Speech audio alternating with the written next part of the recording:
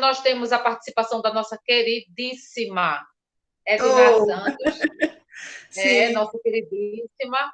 Eu acredito que todos já devam conhecê-la, conhecem o seu trabalho. As exposições, as palestras dela costumam ser maravilhosas. Eu sou muito suspeita de falar porque eu sou fã dela de carteira. Ai, Mas Jesus. quem conhece o trabalho sabe que eu não estou Aham. exagerando. Quem não conhece, hoje vai conhecer e vai ver que, de fato, eu não estou exagerando. Então, vai ser uma noite muito rica de conhecimentos para todos nós, não tenho dúvida disso, tá certo? Só lembrar a todos que a nossa palestra está sendo gravada, então nós pedimos para que todos permaneçam com os microfones desativados, para não haver nenhuma interferência.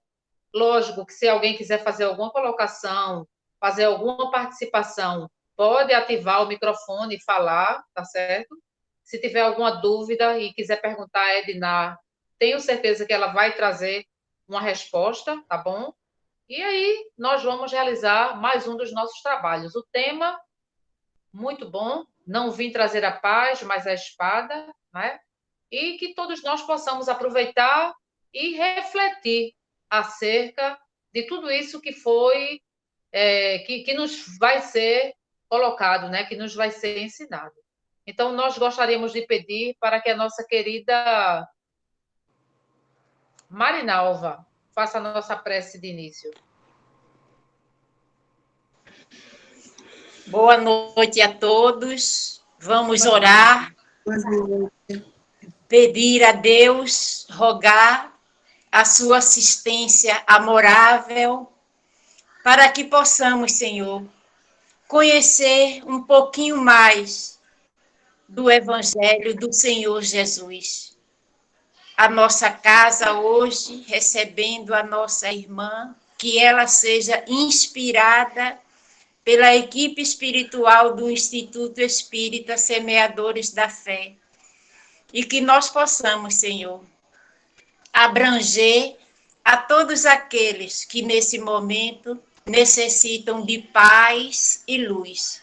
E em teu nome, amado Mestre Jesus, nós devolvemos a palavra à nossa querida e amada irmã Cláudia, para que ela possa dar por iniciada a nossa palestra da noite de hoje. Paz e luz para todos nós.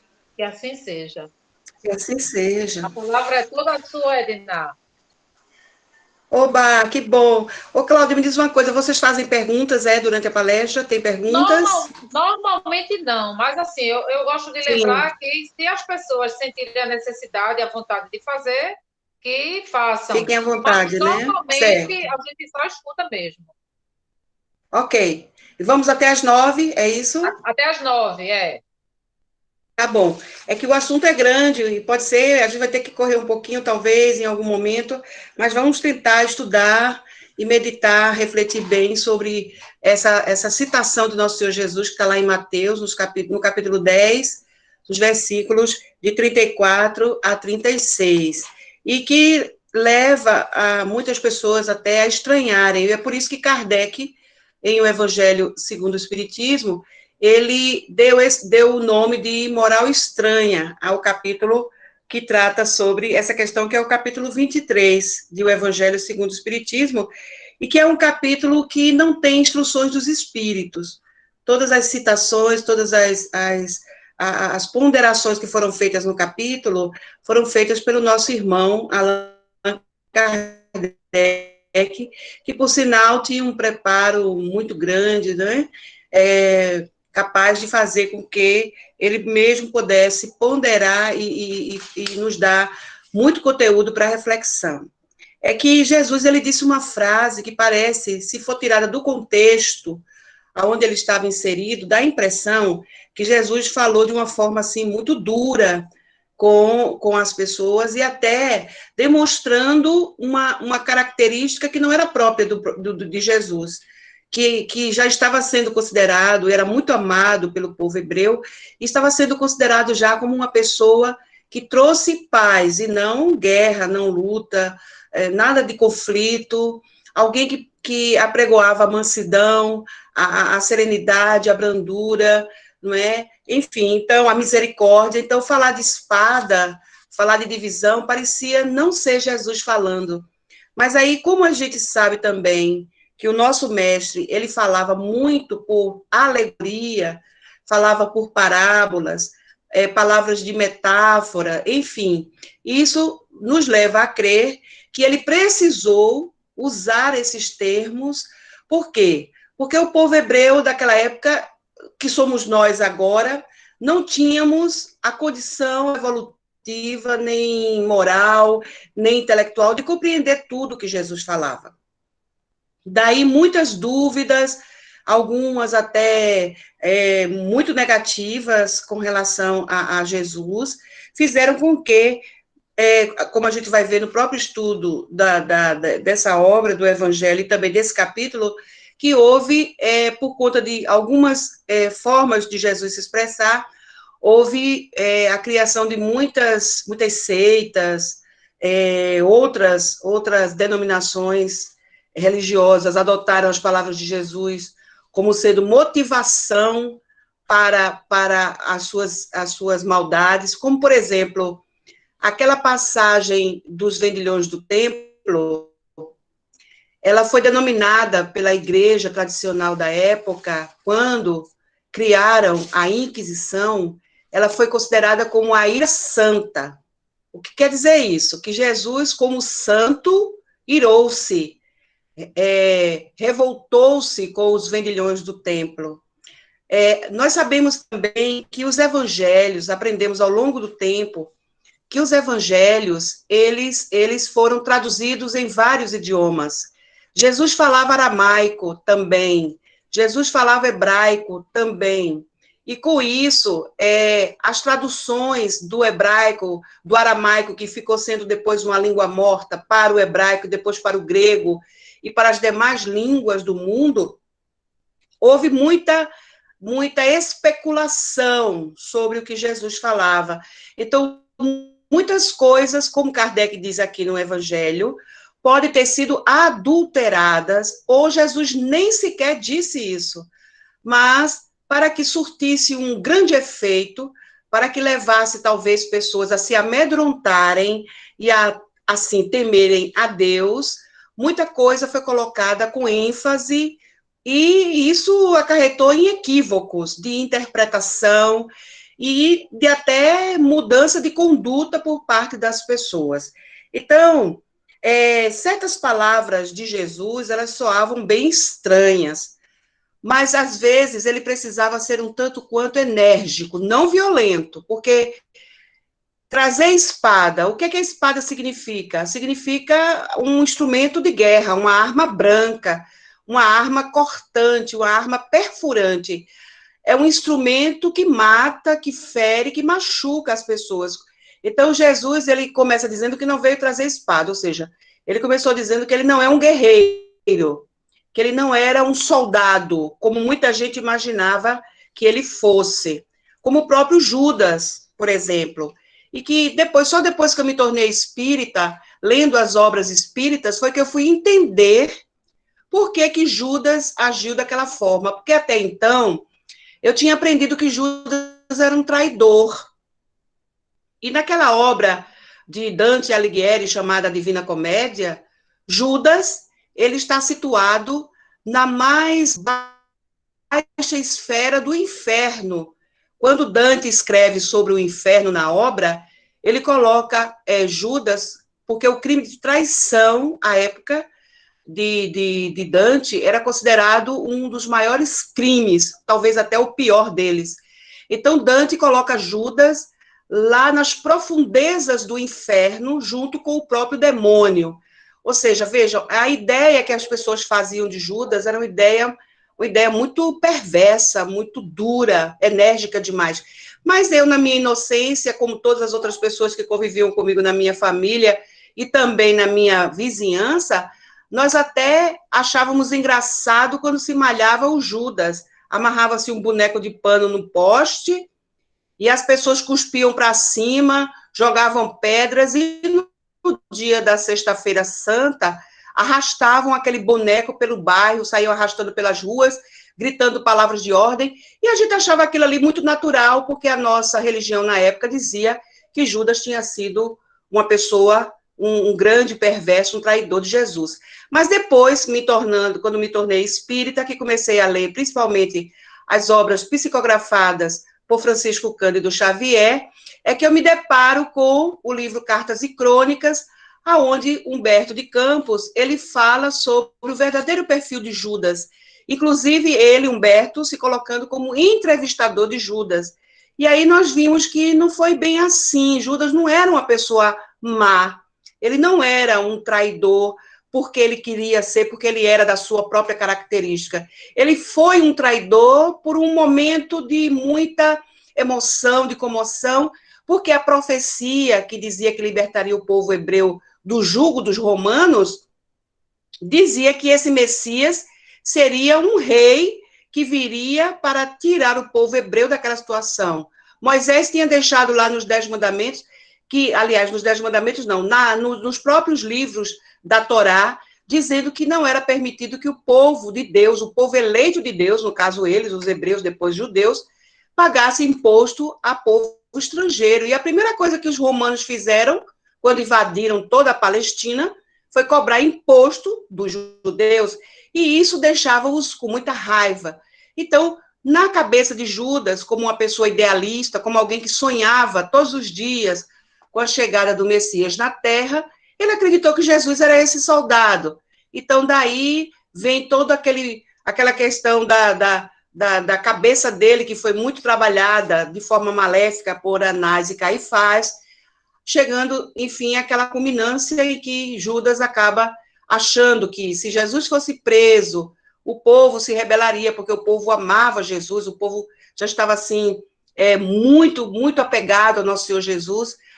Judas acreditava que se Jesus fosse preso, as pessoas se rebelariam, iriam tomar de assalto ali o poder, e daí Jesus seria libertado e o povo romano seria expulso. Leva engano, né? Porque a soldadesca romana era enorme, e eles tinham todo o controle sobre os judeus, sobre a Palestina, notadamente sobre Jerusalém. E aí, quando Judas viu que todo o seu idealismo foi por água abaixo, ele viu a tolice que ele cometeu, arrependeu-se amargamente, mas mesmo assim atentou contra a sua própria vida, desencarnando, não é, pelas vias do suicídio. Mas nós sabemos também pelas obras espíritas que Jesus foi até Judas, até lá onde ele estava, na cidade dos suicidas, naqueles lugares onde há pranto e ranger de dentes. Jesus foi até o vale dos suicidas e foi perdoá-lo. Mas Judas se sentiu tão perverso, tão traidor, que ele disse a Jesus que, embora Jesus o tivesse perdoado, mas ele, Judas, não se sentia perdoado. Ou seja, é a questão do auto-perdão. Judas não conseguiu estabelecer o auto-perdão. E aí aí Humberto de Campos continua a trajetória de Judas, dizendo que ele só realmente resgatou o seu débito com Jesus quando ele voltou em uma outra, porque ele reencarnou várias vezes depois daquela encarnação como Judas, mas somente quando ele reencarnou como Joana d'Arc, no século XV, como mulher, como soldado, defendendo a França do poder dos ingleses e sofrendo todo o vilipêndio, toda a dor que na sua ótica Jesus sofreu, é que Judas, então, se sente perdoado, ele próprio se perdoa pelo que ele fez ao nosso Senhor Jesus. Então, assim, as traduções das obras, a gente tem que ter muito cuidado com o que a gente lê, porque muita coisa pode estar sendo mal interpretada, como, por exemplo, há muitas pessoas, até no meio espírita mesmo, que acham que Jesus é um revolucionário. Não, Jesus veio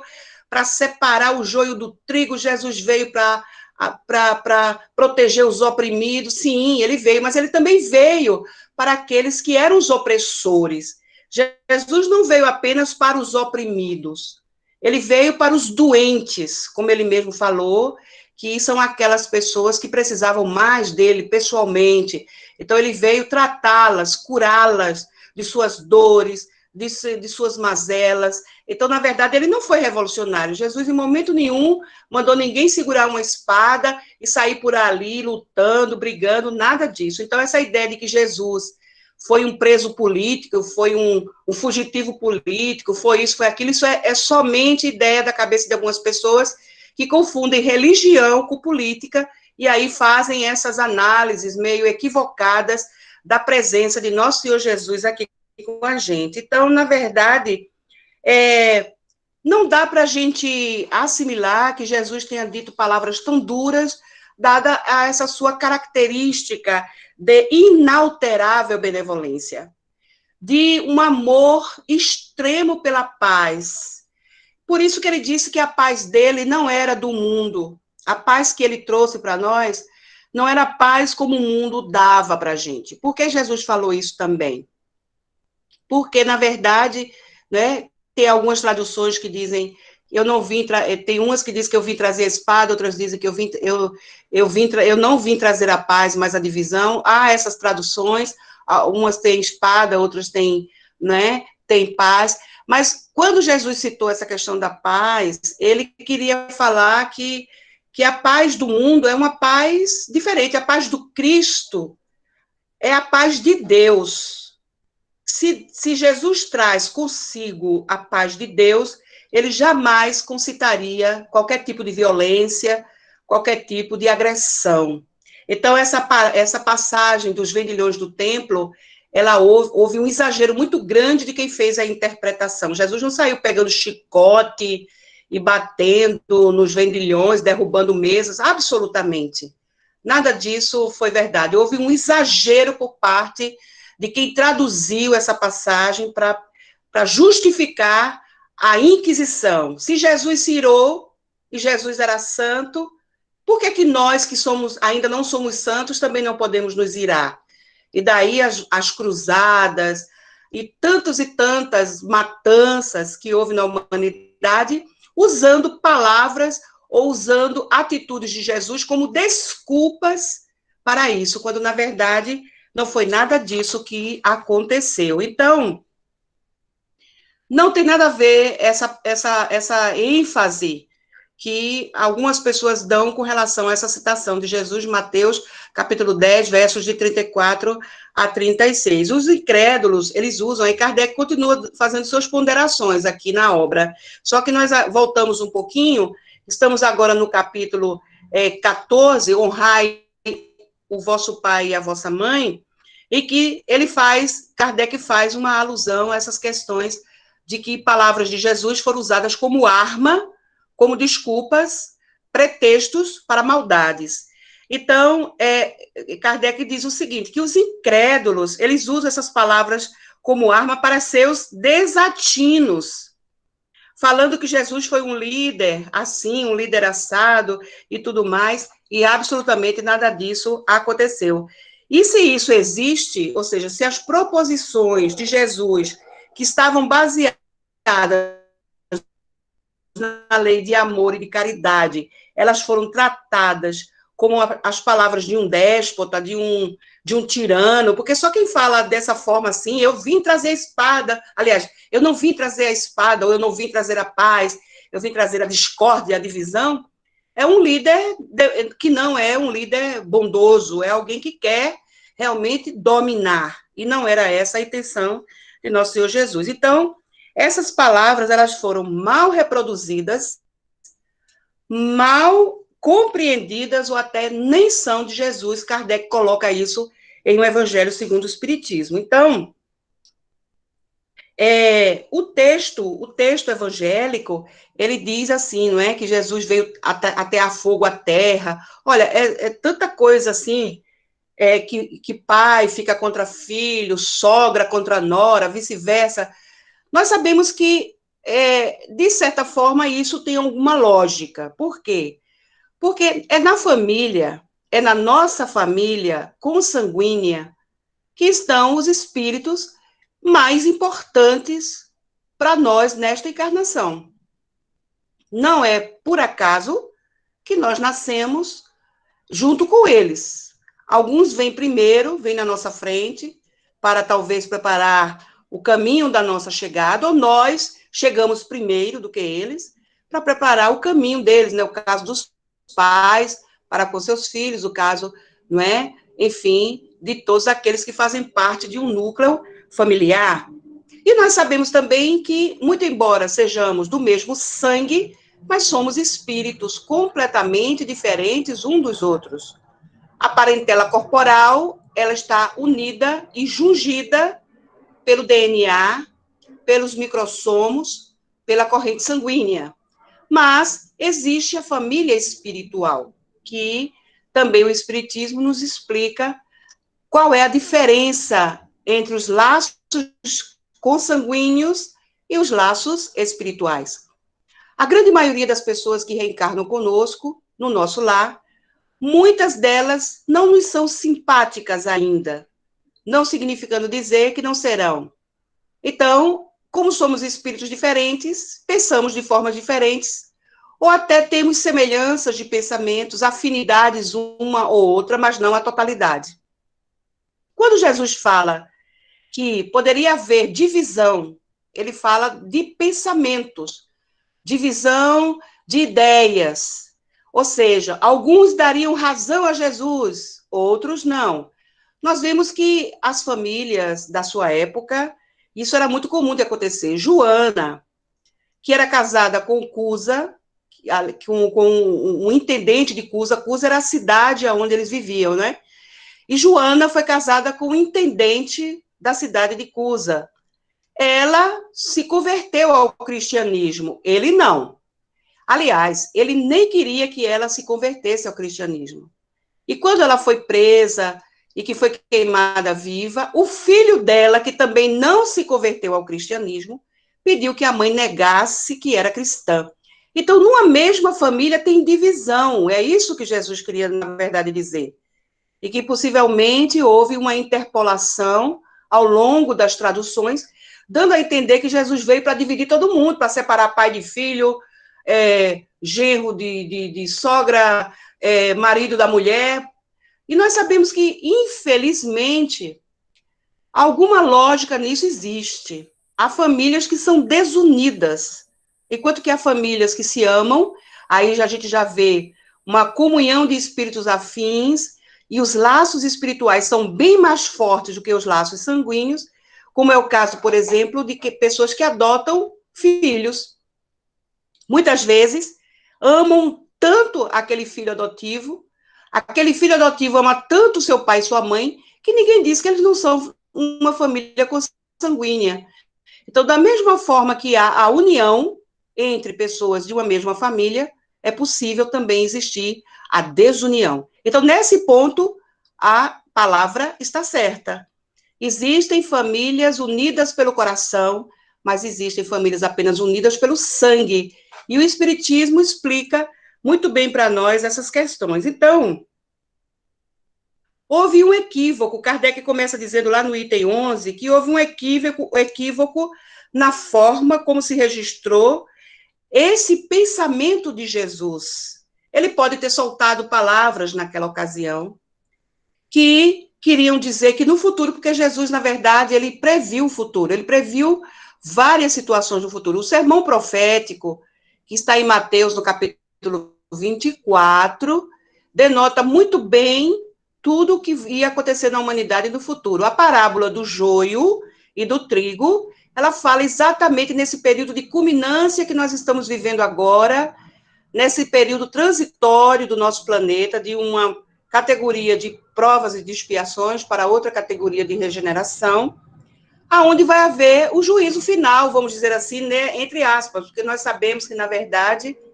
o juízo final vai ser a grande mudança do planeta, ou seja, espíritos que não vão poder mais reencarnar, pelo menos transitoriamente, por conta das suas condutas equivocadas, eles serão recambiados para outros orbes do universo. E aqui permanecerão os espíritos que realmente já estejam comprometidos com a sua reforma íntima, com a sua renovação, com a sua autoiluminação e a sua autoimunização. O que é que significa dizer?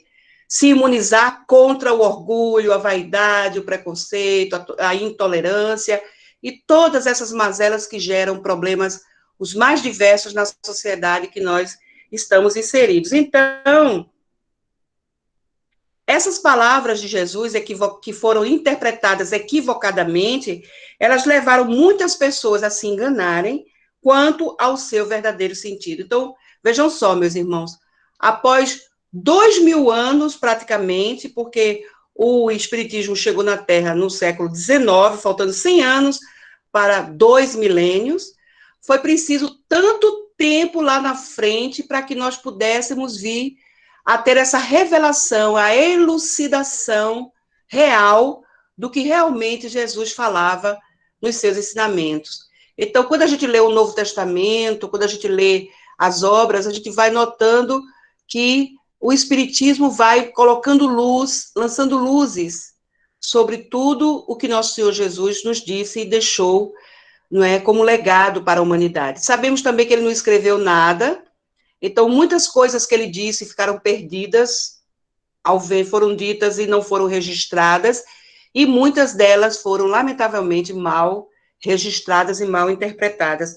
Lembrando que os nossos irmãos apóstolos, eles não eram pessoas, nem todos tinham uma intelectualidade muito alta. Digamos que Lucas, possivelmente, por ser médico, nem conheceu Jesus pessoalmente, mas fez questão de resgatar pela oralidade, porque as pessoas ficavam passando, né? Oralmente, as histórias, era difícil, a escrita ainda não era de domínio público, nem todo mundo tinha condição de ser alfabetizado, diremos assim. Então, eram poucos os que sabiam ler e escrever. E esses que sabiam ler e escrever, nem tudo também eles captavam da forma, não é? E sem levar em consideração que os idiomas daquela época, tanto o hebraico como o aramaico, existiam palavras de dupla interpretação, como, por exemplo, a palavra camelo, que muita gente interpretou que Jesus disse que era mais fácil um bicho, o camelo, passar pelo fundo da agulha, ou seja, a palavra camelo, ela tinha dois significados. Uma semântica que foi interpretada errada, não é? Jesus não falava do camelo bicho, falava do camelo medida. Como também é mais fácil passar pelo fundo de uma agulha. Não é a agulha de costurar. Jesus falava de uma localidade que existia próxima, que ela era chamada de buraco da agulha. Então, muita coisa, ela tinha dupla interpretação, duplo sentido, e isso também prejudicou muito os ensinamentos de Jesus, né? A forma como eles verdadeiramente deviam chegar. Então, João Evangelista, no capítulo 18 do Evangelho segundo o Espiritismo, ou é o capítulo 8, salvo me engano, é um desses dois, eu agora estou um pouquinho confusa, mas João, o Evangelista, ele diz que eles, os espíritos, eles vão nos ajudar na interpretação das parábolas e dos ensinamentos de Jesus. Ou seja, eles já estão fazendo isso, né? Nós já estamos compreendendo muito melhor tudo o que nosso Senhor Jesus nos deixou como legado.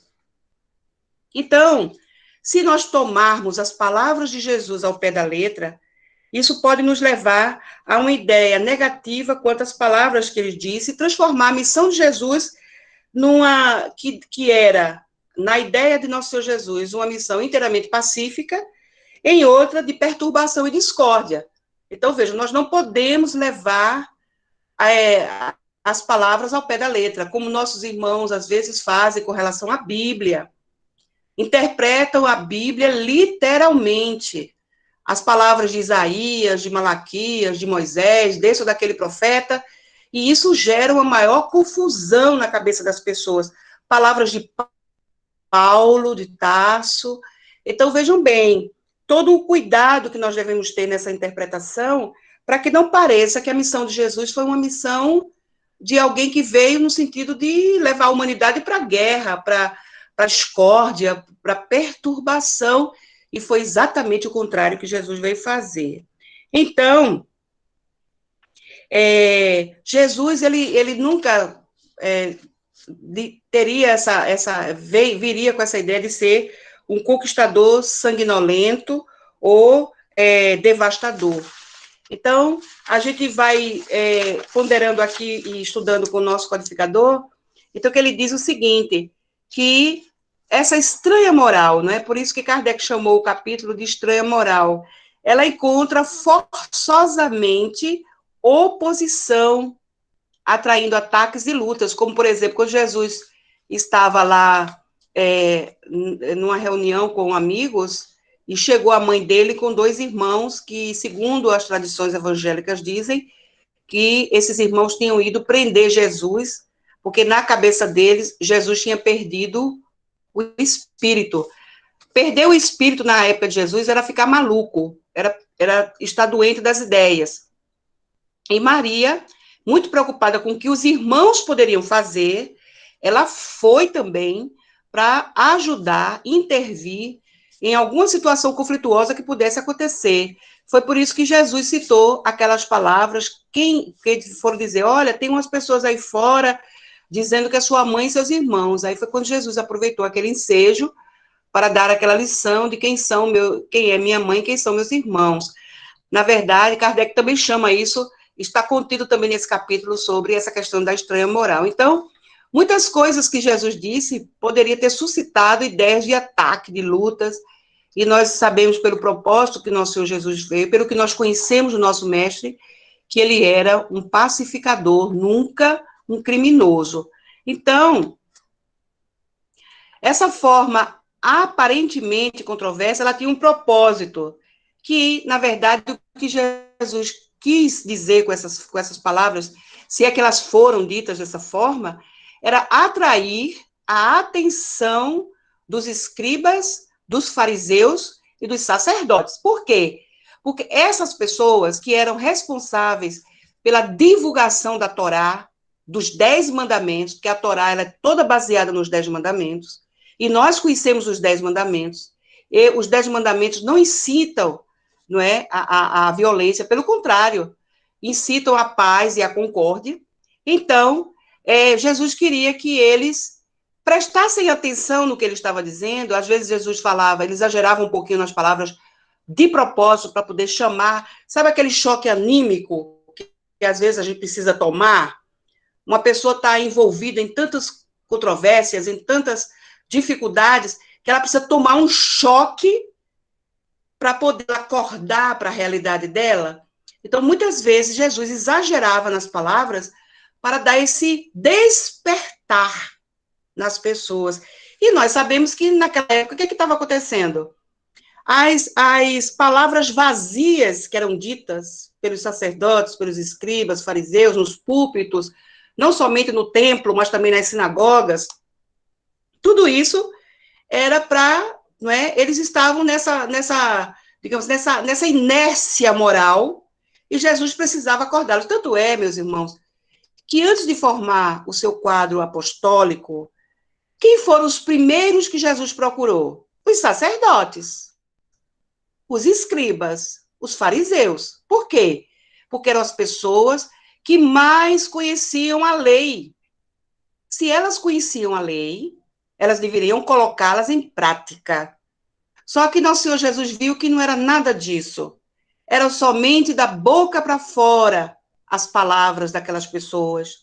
Mas a conduta deles era completamente diferente do que eles diziam. É aquela história do faço o que eu digo, mas não faço o que eu faço. Então, Jesus, ele viu que não era por ali que ele deveria formar o grupo de pessoas que fariam a divulgação posterior dos seus evangelhos. Daí, ele saiu procurando outros. E ele viu homens gentis, corações sinceros, pessoas simples. E foi aí que ele foi chamando, um a um, convidando aqueles jovens, aqueles moços, a fazerem parte do seu quadro apostólico. Por que não tinha nenhuma mulher nesse meio? Porque as mulheres, na cultura hebraica, elas eram realmente taxadas, não é, de objetos mesmo. Elas eram objetos de desejo, eram responsáveis por parir os filhos, por cuidar da casa, buscar água no poço. Buscar água era uma tarefa feminina.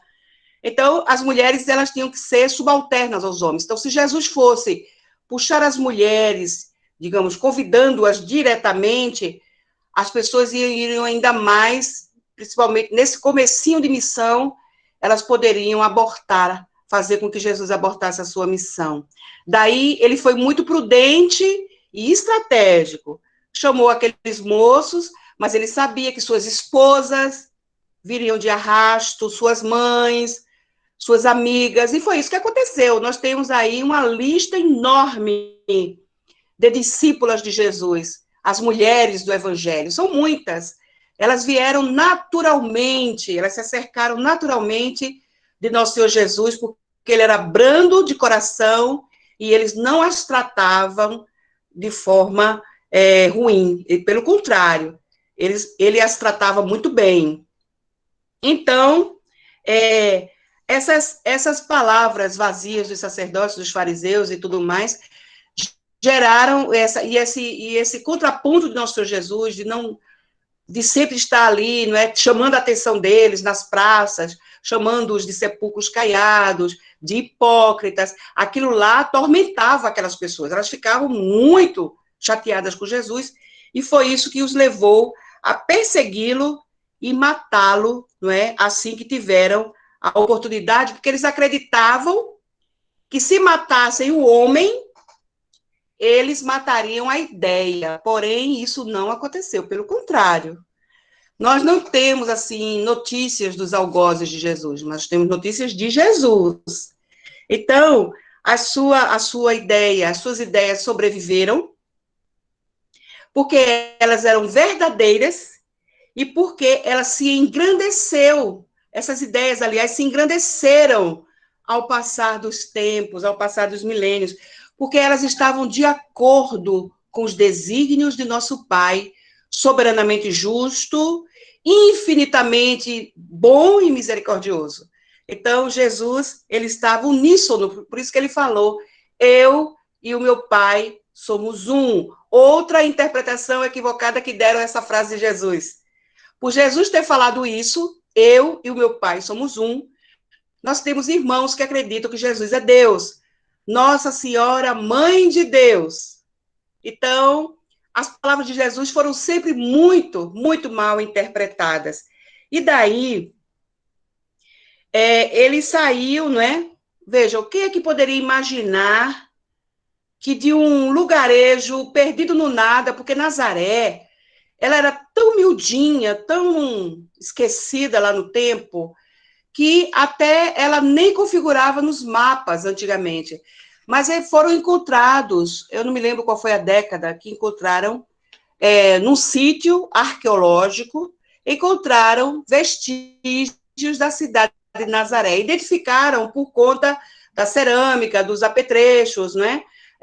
De alguns esqueletos que foram encontrados, viram que eram daquela região de Nazaré. Então, quem é que imaginaria que um rapazinho saído de um minúsculo povoado lá da Galileia iria, não se projetar tanto, inclusive chegando a Roma, a capital do mundo pagão? Imaginem isso. Então, na verdade, as pessoas ali em Roma, elas eram mais idólatras e mais, digamos assim, religiosas por interesses materiais do que por convicção. Então, o paganismo, ele foi perdendo força durante algum tempo. Quando o cristianismo surgiu porque o paganismo já estava fraco, já estava enfraquecido pelas ideias vazias que ele mostrava para as pessoas.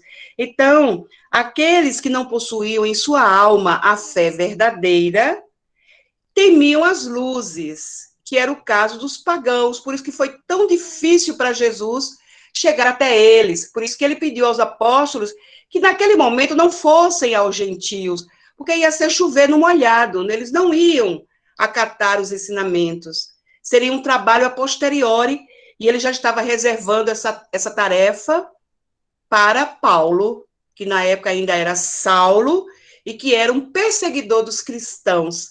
Então, ele preferiu deixar que os apóstolos fossem a outras ovelhas desgarradas, como ele mesmo se refere, e aí eles concentrassem-se nesses aí, e Paulo, futuramente, com o seu apoio, com o apoio de Estevão, com o apoio das epístolas, Paulo faria esse trabalho brilhante junto aos gentios ou aos pagãos. Pagãos eram considerados todos aqueles que não eram hebreus, que não seguiam a Torá, então a gente tem que entender aí por que Jesus fez essa divisão, essa separação.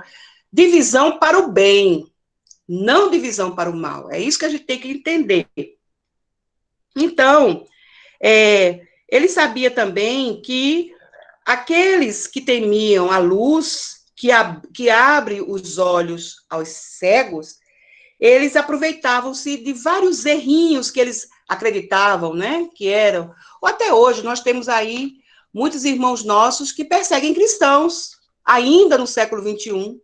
De vez em quando a gente vê aí na internet, na TV, essas notícias ruins que chegam de cristãos sendo perseguidos. Ou seja, nosso Senhor Jesus ainda é muito temido pelas sombras. Aqueles que não têm a fé verdadeira em suas almas ainda perseguem Jesus, porque eles morrem de medo da luz.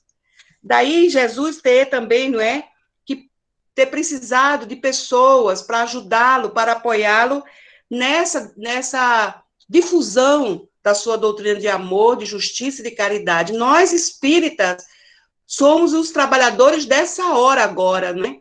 Porque já surgiram os da última hora, eles vão... Kardec vai explicando que foram os profetas lá atrás, Isaías, Malaquias, Elias, Moisés, não é? E aí foram se sucedendo até chegar na época que nós estamos.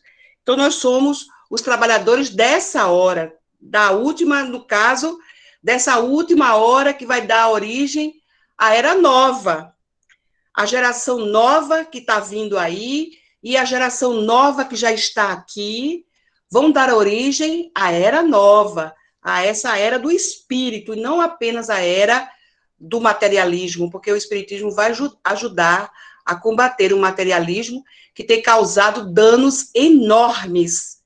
A gente viu agora nessa pandemia como esse materialismo imperou durante a pandemia do coronavírus, por parte de todo mundo. Então, nós vemos que a humanidade ainda está muito afeta às coisas do mundo.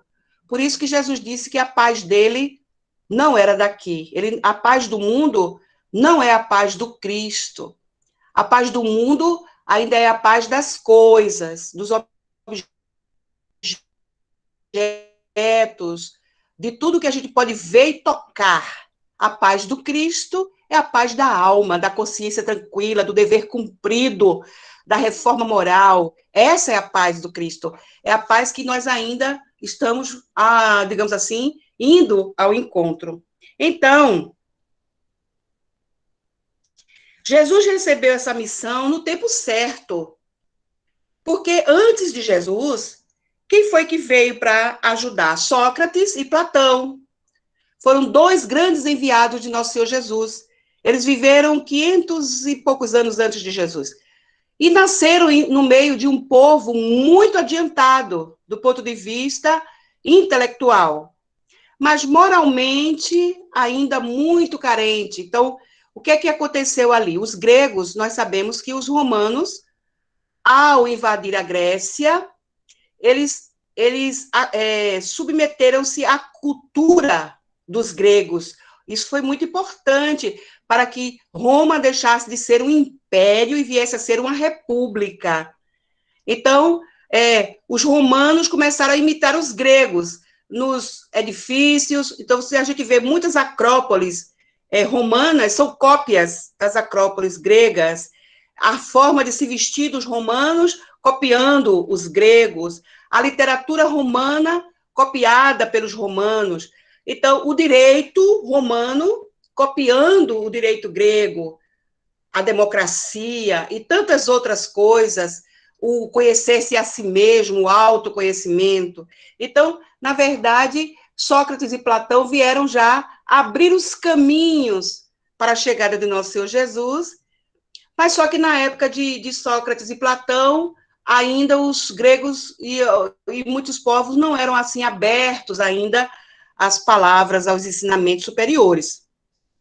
Então, Jesus, ele veio no tempo apropriado, como bem diz aqui Kardec. Embora nem todos na sua época, na época de Jesus, estivessem à altura das ideias cristãs. Mas Jesus veio para ajudá-los nesse acordar, porque sempre vai haver o acordar na humanidade. Nós somos muito lerdos, nós somos muito lentos nesse aprendizado moral e espiritual. Então, vai ter sempre alguma coisa para nos acordar. Então, Jesus, ele veio acordar. Por isso que ele disse, eu vim trazer a divisão. Sabe por quê? Porque a vida das pessoas não seria mais a mesma depois de Jesus. Quanta coisa mudou no íntimo de todas as pessoas que passaram pelas suas mãos. Maria Madalena, Pedro, Paulo, todos. Que diferença Jesus faz na vida das pessoas. Por isso que ele divide a pessoa em duas. O que ela era antes, o homem velho, e o que ela é depois de Jesus, o homem novo. Aí está a divisão. Não é a divisão de família, divisão de nações, não é esse tipo de divisão bélica. Estamos falando de divisão existencial. Quem eu era antes de conhecer Jesus? Quem eu sou agora, conhecendo Jesus. Essa é a divisão. Então, aquelas pessoas ainda estavam, não estavam, digamos, à altura do entendimento, tanto é que suas palavras foram mal interpretadas. Porém, já existia nelas, Kardec diz, uma predisposição mais geral para a assimilação das ideias crísticas, causada pelo vazio que as crenças religiosas e vulgares daquela época deixavam nas almas. Então, Jesus veio na época certa, no lugar certo, com as pessoas certas, não tem nada fora do lugar, sem falar que era o povo que mais acreditava em Deus. Os demais eram todos politeístas. E ali a Palestina, não. Javé era o Deus de todo mundo. Daí a facilidade melhor de trazer para aquelas pessoas, no seio daquele povo, o reino de Deus. E dali difundir-se para o mundo por meio dos apóstolos, dos discípulos, daqueles que pudessem, não é? Fazer esse trabalho. Então, nós vamos encontrar também que muitos adeptos, Kardec continua nos dizendo, da nova doutrina, não se entenderam quanto à interpretação. Isso gerou muitas seitas, muitas divisões, pessoas que começavam a distorcer no entendimento. Paulo, por exemplo, ele precisou escrever várias cartas para irmãos que estavam entrando em dissensão. Coríntios foi escrito, Corinto era a cidade mais corrupta que havia na época de Paulo. E estavam acontecendo muitas coisas ruins com aqueles adeptos do cristianismo em Corinto. Paulo precisou escrever cartas aos coríntios, suscitando-os à união. Já havia briga, aqueles que eram a favor de Paulo, os que eram a favor de Apolo, aquelas brigas entre eles. Paulo teve que mandar cartas para acabar com aquilo ali. Então, essas interpretações erradas que se faz das palavras de Jesus pode gerar divisão, sim. Era isso que Jesus queria dizer. O que eu digo, o que eu faço, lá na frente, pode suscitar divisão. Mas ele não veio dividir ninguém. Quem é que se divide? Não foi Jesus que dividiu ninguém. As pessoas têm um negócio, Jesus dividiu as eras em antes e depois. Isso é coisa de homem. Jesus não dividiu absolutamente nada. Jesus veio unir. Quem divide somos nós, seres humanos imperfeitos. Nós, sim, é que provocamos as divisões.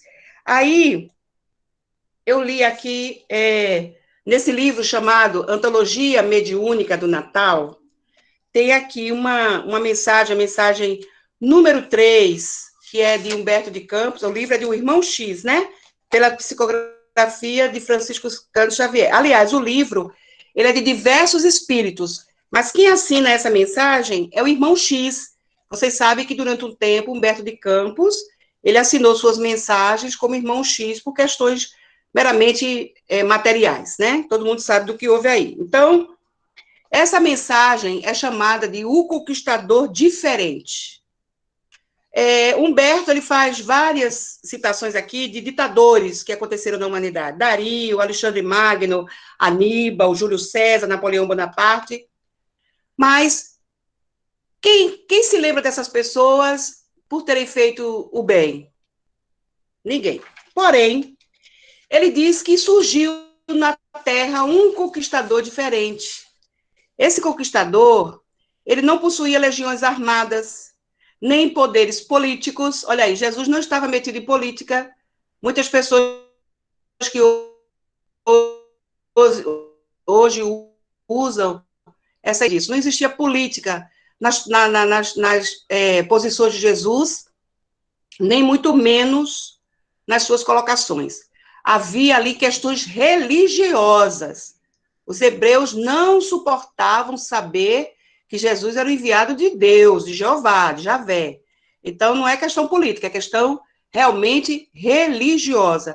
Então, Jesus não possuía legiões armadas, nem poderes políticos, nem mantos de gala, nunca expediu ordem a soldados, nem traçou programas de dominação. Jamais humilhou ou feriu.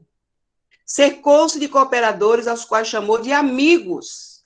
Dignificou a vida familiar, recolheu crianças desamparadas, libertou os oprimidos, consolou os tristes e sofredores, curou cegos e curou paralíticos. E, por fim, em compensação aos seus trabalhos levados a efeito com humildade e amor, aí vem a questão mais importante para a gente entender o lado real de nosso Senhor Jesus. O seu perfil digamos assim, genuíno, e não de falsas interpretações, como vem correndo ao longo dos milênios, né? Então, vejam só. E, por fim, em compensação aos seus trabalhos, levados a efeito com humildade e amor, aceitou acusações para que ninguém as sofresse. Submeteu-se à prisão, para que outros não experimentassem a angústia do cárcere. Então, Jesus não veio incutir nas pessoas a guerra, a luta, o conflito armado, absolutamente. Dai a César o que é de César. Com isso, Jesus nos ensinou a seguir as leis humanas também. Respeitar as leis, pagar os impostos, pagar minha conta de água, minha conta de luz, minha conta de telefone, meu combustível. É o meu dever, enquanto cidadão, pagar o IPTU, pagar o seguro do meu automóvel, IPVA, o que for. Isso são as leis humanas, isso é de César.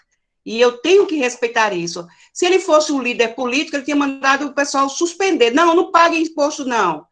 Não pague imposto, não, que está errado. Não, absolutamente.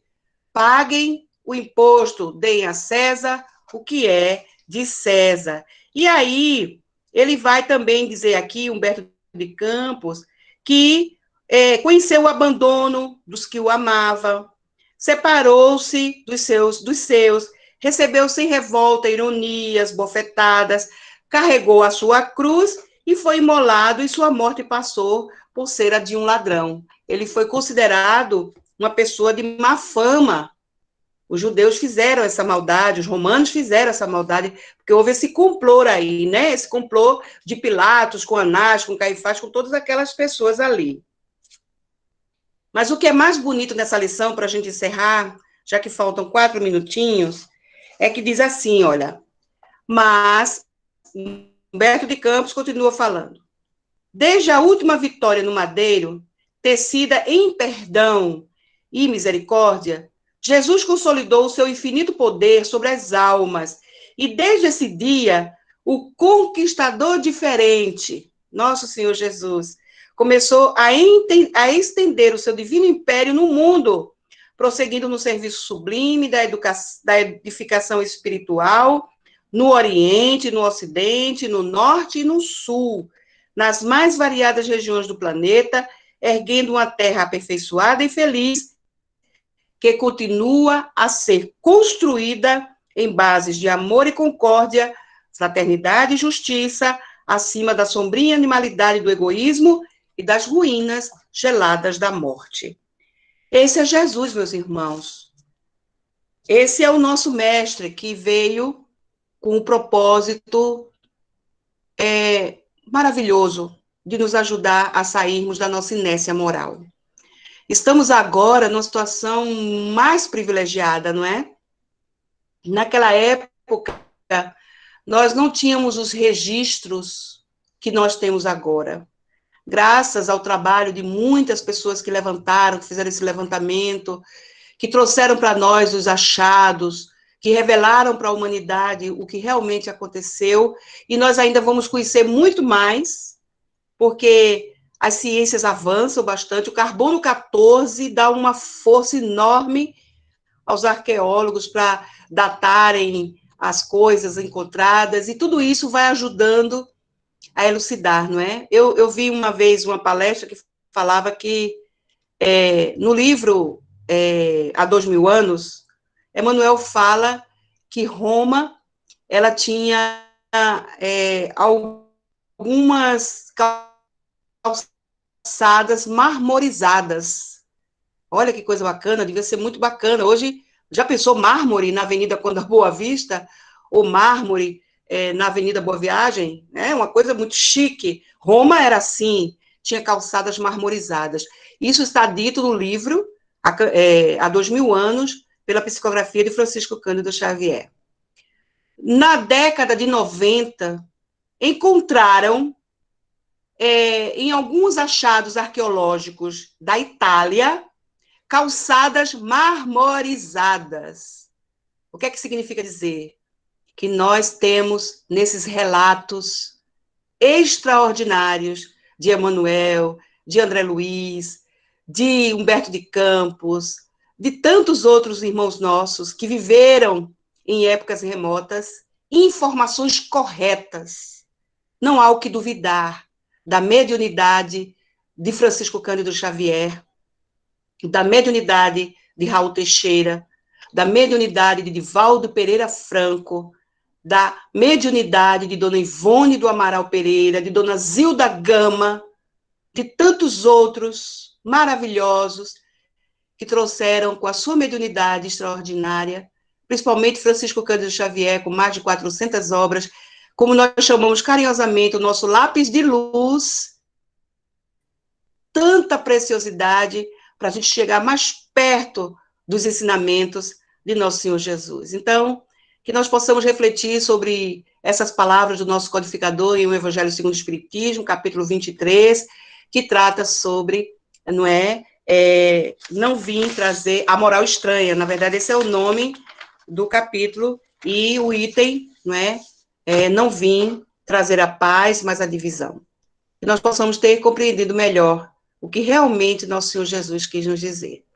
Muita paz, que Jesus nos abençoe. Muito obrigada pela oportunidade e pela paciência de vocês em escutarem tão carinhosamente. Muito obrigada, viu?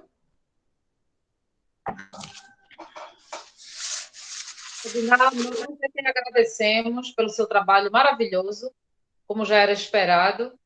Que pena que o relógio não é espírita, não é? Nós Não. precisamos encerrar. Mas fica aqui a nossa gratidão. Foi um trabalho maravilhoso. Que você possa levar à sua instituição o abraço fraterno dos Semeadores da Fé e que nós possamos, muito em breve, nos encontrar lá na nossa instituição, né? Você fazendo mais uma palestra. Valeu, obrigada. Se Deus quiser. Ele quer. Um abraço. Outro, querida, grande. Boa noite. Nós queremos pedir para que o nosso irmão... Deixe-me ver aqui quem está participando. Genilson, pode fazer a nossa prece? Posso, meu. Vamos lá. Deus, nosso Pai de infinita bondade e amor, Jesus, nosso amado Mestre, te agradecemos mais uma vez por esse momento que nos permitiste de aprendermos os teus ensinamentos de luz. E te pedimos, mestre querido, que nos proteja, nos ilumine, nos abençoa e nos conceda a sua paz. Que assim seja e que Deus nos abençoe. Que assim Que seja. assim seja. Grande abraço Boa noite, em todos. Genilson, Boa obrigada noite. pela reminiscência, viu, Genilson? Ok. Foi muito bom. Obrigada, muito Obrigado, boa obrigada. noite.